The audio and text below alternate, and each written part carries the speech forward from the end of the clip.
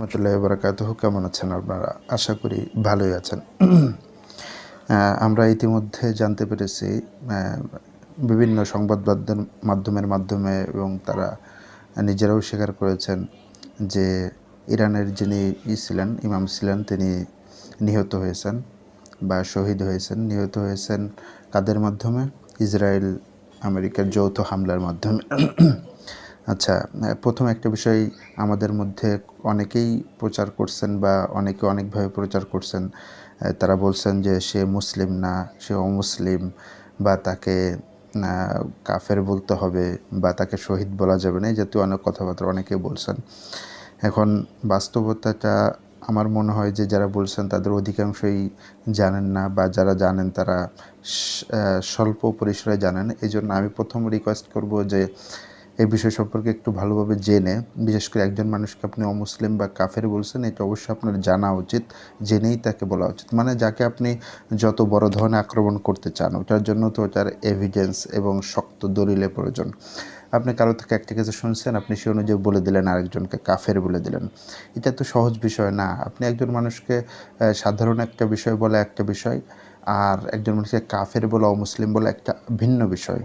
তো সেটা বলতে হলে অবশ্যই আপনার কিন্তু সেই পরিমাণ দলিল, প্রমাণ, যুক্তি অনেক কিছু থাকার প্রয়োজন ছিল, কিন্তু সেটা আপনার আদৌ আছে কি না এই বিষয়টা একটু জানা প্রয়োজন।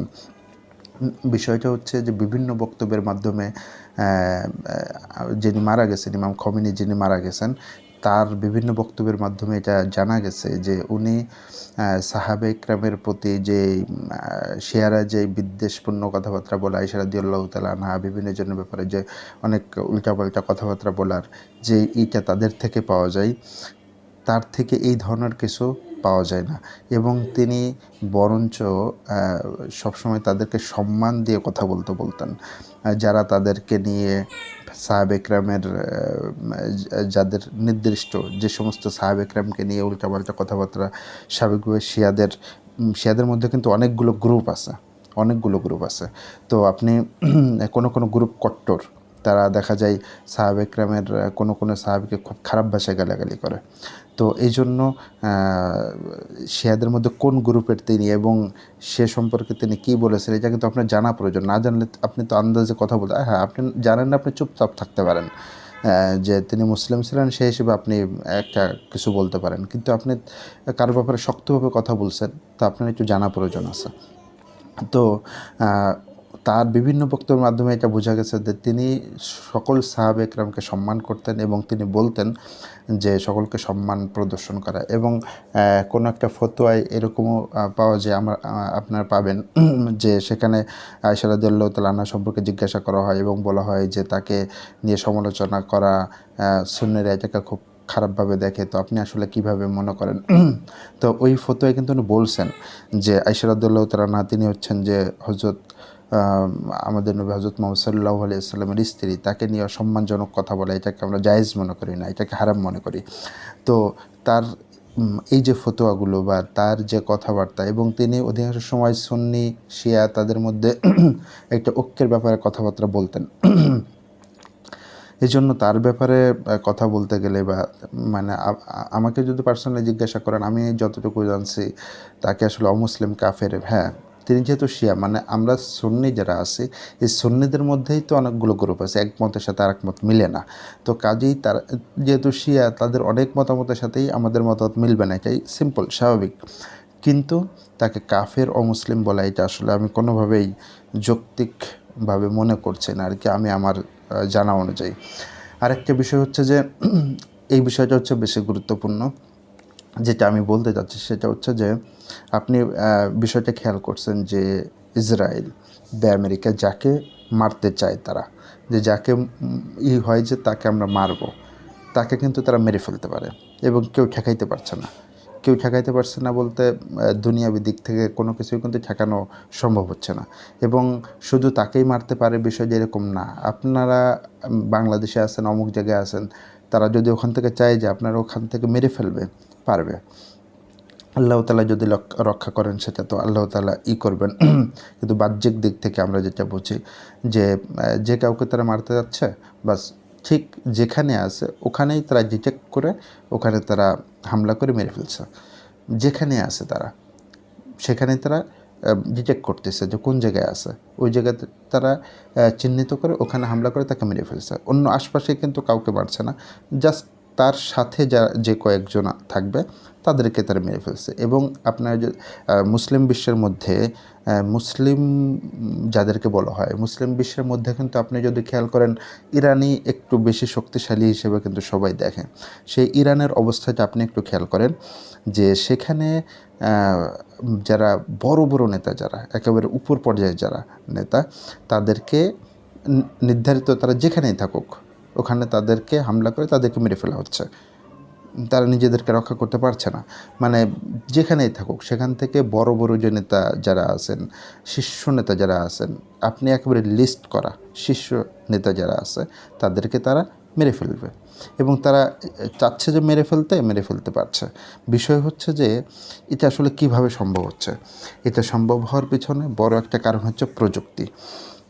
এই প্রযুক্তির বিষয়টা নিয়ে মানে আমি যখন কথা বলতে যাই বা আধুনিক জ্ঞান বিজ্ঞান নিয়ে কথা বলতে যাই, তখনই বাংলাদেশের বড় ধরনের এক ধরনের হুজুর বা আলেম টাইপ তারা আসলে এটাকে মানে কোনোভাবে গুরুত্বই দিতে চায় না। মানে বিষয়টা কেমন যেন কোনো গুরুত্বপূর্ণ কিছু না। আমাদের কাছে গুরুত্বপূর্ণ হচ্ছে যে মাসলা মাসাইল শেখা শুধু, বা এই ব্যাখ্যা বিশ্লেষণ এগুলো শুধু শেখা, টেকনোলজি, অর্থনৈতিক বিষয়াবলী বা আধুনিক জ্ঞান বিজ্ঞান এটা আসলে আমাদের কাছে প্রয়োজন নেই। এরকম মানে আরও যারা এগুলোকে গুরুত্ব দেয় তাদেরকে নিয়ে অনেক ধরনের উল্টাপাল্টা কথাবার্তা বলা হয়।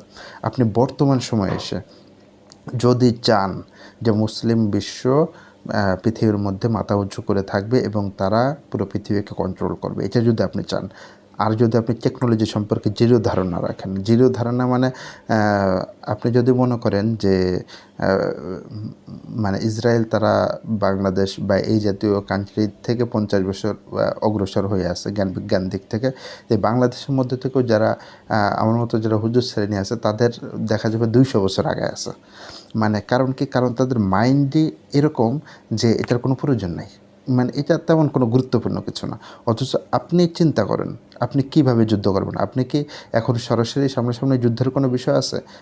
আপনি মানে কিভাবে আপনি ইসরায়েলের সাথে আপনি টক্কর দিয়ে সামনে থাকবেন এবং আপনি চান যে হ্যাঁ আপনি হচ্ছেন একটা স্বপ্ন নিয়ে বসে আছেন যে হঠাৎ করে একদিন আল্লাহ তাআলা বিজয় দান করবেন, আমরা সবাই বিজয় হয়ে যাব, ইসলামের পতাকা, কালেমার পতাকা উড়বে। এইভাবে কি আসলেই কি আল্লাহ তাআলা করেন? আল্লাহ তাআলার নিয়ম কি এমন? তাহলে তো হুজুর সাল্লাল্লাহু আলাইহি ওয়াসাল্লাম তো আল্লাহ তাআলার সবথেকে প্রিয়। তাহলে তো হুজুর সাল্লাল্লাহু আলাইহি ওয়াসাল্লামকে বলতেন যে আপনি দোয়া করেন, নামাজ পড়েন, আমি বিজয় দান করছি। তা আল্লাহ তাআলা কিন্তু হুজুর সাল্লাল্লাহু আলাইহি ওয়াসাল্লামকে কেন যুদ্ধের যে জ্ঞান বা যুদ্ধ করার জন্য যেই সমরস্ত্র, যুদ্ধ করার জন্য যেই শক্তি বা যে এগুলো কেন করতে হলো? তো কাজেই আপনি যদি বর্তমান সময়ে যুদ্ধ করতে চান, আপনি যদি বর্তমান সময়ে পরাশক্তির বিরুদ্ধে আপনি যদি লড়তে চান, আপনার সবথেকে গুরুত্বপূর্ণ বিষয়টা কি? সবথেকে গুরুত্বপূর্ণ বিষয়টা কি এটা কিন্তু আপনার বুঝতে হবে। সবসময় সব কিছু সবথেকে বেশি গুরুত্বপূর্ণ থাকে না। যখন যেটা বেশি গুরুত্বপূর্ণ ওটা কিন্তু আপনার বুঝতে হবে। আপনি এই মুহূর্তে কীভাবে ইসরায়েল আমেরিকার সাথে যুদ্ধ করবেন, আপনার পয়েন্টটাকে আমাকে দেখাইতে পারবেন? কী পয়েন্ট? আপনি ভাবছেন যে আমার সামনে আসবে, গুলি করবে, হ্যান ত্যান, এত কাহিনী না ভাই। হাজার হাজার মাইল দূর থেকে আপনাকে মেরে ফেলবে।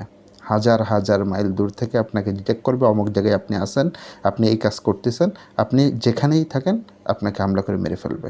আপনি কিভাবে করবেন? আপনি তো মানে চিন্তাই করতে পারতেছেন না যে এটা কীভাবে সম্ভব, এটা কেমনে করছে, মানে আপনি ধারণাও করতে পারছেন না। আপনি ভাবছেন যে সর্বোচ্চ হয়তো উপর থেকে একটা বোম মারবে, এরকম ভাবছেন, কিন্তু আপনার ধারণা হয়তো এখনও পর্যন্ত এটা ধরতে পারছে না যে এত দূর থেকে কীভাবে আপনাকে ডিটেক্ট করতে পারছে এবং আপনি কোথায় আছেন, আপনার মুভমেন্ট বা আপনার বিষয়গুলি সে কীভাবে জানছে। তো এই যে প্রযুক্তির যে গভীর জ্ঞান, প্রযুক্তি বিষয়ে যে নলেজ, এই জিনিসটা এখন যাদের থাকবে না তারা অবশ্যই পিছায় যাবে এবং তাদের দ্বারা কখনোই কোনোভাবেই সফলতা অর্জন করা সম্ভব না। তারা কখনোই নেতৃত্ব দিতে পারবে না। এখন পৃথিবীতে তারাই নেতৃত্ব দিচ্ছে যাদের হাতে প্রযুক্তি আছে, যাদের হাতে প্রযুক্তির জ্ঞান আছে, বিজ্ঞান আছে, যাদের কাছে তারাই মূলত আপনি দেখেন তারাই মূলত নেতৃত্ব দিচ্ছে। কাজে এই সময়ে, এই জামানায়, এই শতাব্দীতে বা এই যুগে এসে আপনি যদি মনে করেন যে প্রযুক্তি তেমন গুরুত্বপূর্ণ কিছু না, বা প্রযুক্তি নিয়ে আপনার তেমন আগ্রহ না থাকে, প্রযুক্তির বিষয়ে আপনি যদি আরও ডিমোটিভেট করেন মানুষদেরকে, যারা এগুলো মানে এটা আপনার মতো বোকামি আসলে কেউ করছে না। মানে আপনি যে শুধু দুনিয়াবি দিক থেকে বোকামি করছেন বিষয় যে এরকম না, আখিরাতের বিষয়েও আপনি বিভিন্ন মানুষকে বোকামিপূর্ণ মোটিভেশন দিচ্ছেন, উল্টাপাল্টা মোটিভেশন দিচ্ছেন। আপনাকে অবশ্যই জানতে হবে যে বর্তমান সময়ে আমাদের যুদ্ধটা কী নিয়ে। সবসময় কিন্তু একই ধরনের যুদ্ধ থাকে না, এক এক সময় এক এক টাইপের যুদ্ধ হয়। তো যখন যে টাইপের যুদ্ধ হয় ওই সময় ওই যুদ্ধের যে সরঞ্জাম, ওই যুদ্ধের যে আপনি কোরআনের কিন্তু এগুলো পাবেন যে আপনার যুদ্ধের যে সরঞ্জাম এগুলো নিজেকে গ্রহণ করা বা এগুলো সম্পর্কে জ্ঞান, এটা আপনি পাবেন। আমি তো ওই ব্যাখ্যা বিশ্লেষণ বা কোরআনের তাফসীর এগুলোর দিকে এখন যাচ্ছি না, বা এগুলো নিয়ে আমি কথাও বলি না সাধারণত। তো আমি যে কমন সেন্স নিয়ে আমি বেশিরভাগ সময় বলতে চাই যে এই যে গুরুত্বপূর্ণ একটা বিষয় যে টেকনোলজি, বিজ্ঞান সম্পর্কে জ্ঞান অর্জন, এটা এখন বর্তমানে মানে খুবই ইম্পর্ট্যান্ট একটা বিষয়, যেটা না হলে আপনি কোনোভাবেই কোনো পরাশক্তির ব্যাপারে বা কোনো পরাশক্তির বিরুদ্ধে আপনি দাঁড়াতে পারবেন না, এবং কোনোভাবেই তাদের সাথে যুদ্ধ করে তাদের সাথে টিকে থাকা কোনোভাবেই সম্ভব না। এবং আপনি ভাববেন যে আপনি শুধু দূর থেকে বলবেন, মানে চিল্লাচিল্লি করবেন, হুঙ্কার দিবেন, কাজ হবে না ভাই। কারণ আপনি যাদের অনুসরণ করবেন বা আপনি যাদের আন্ডারে থাকবেন তারা বাধ্য ইসরায়েল আমেরিকার করার, গোলামি করা, তারা বাধ্য, তাদের উপায় নেই, তাদের মানে করতেই হবে গোলামি। কারণ তাদের হাতে সব মানে আমাদের যেমন ঘুরে উড়াই দিছে, নাচাইটা তাদের হাতে আর কি ধরে রাখছে। তো আপনি যদি নিজের হাতে নাচাই রাখতে চান, আপনি যদি চান যে আমরা চাই যে এখন মুসলিম বিশ্ব মাথা উঁচু করে দাঁড়াবে, মুসলিম বিশ্ব নেতৃত্ব দিবে, মুসলিম মানে ইসলামের বিজয় হবে, এই জাতীয় কিছু যদি চান, টেকনোলজি, বিজ্ঞান খুবই ইম্পর্টেন্ট। এটা ছাড়া বর্তমানে কোনো উপায় নেই, কোনো গতি নেই। আপনি প্রত্যেকটা দিনে যা কিছু আপনি ব্যবহার করছেন টেকনোলজির, সব কিছুই কিন্তু তাদের বানানো। আপনি হাতে ধরে, এই যে আমি ভিডিও বানাচ্ছি, ভিডিওর সাথে যে এআই রিলেটেড যা কিছু আছে, আর্টিফিশিয়াল ইন্টেলিজেন্সের যা কিছু বর্তমানে হচ্ছে, তারপর আপনার মোবাইলের প্রত্যেকটা বিষয়, সব কিছু মানে ভাই সব কিছু তাদের। আপনি সব কিছু তাদের হাতে দিয়ে আপনি কিভাবে সফলতা অর্জন করবেন বা কিভাবে বিজয় লাভ করবেন, এটা আপনি আসলে শুধু বুঝতে পারেন। যাই হোক, আল্লাহ তাআলা আমাদেরকে সঠিক বুঝ দান করুন, আমিন। দেখা হবে নেক্সট কোনো ভিডিওতে, অন্য কোনো বিষয়, অন্য কোনো টপিকে। সে পর্যন্ত সকলে ভালো থাকবেন।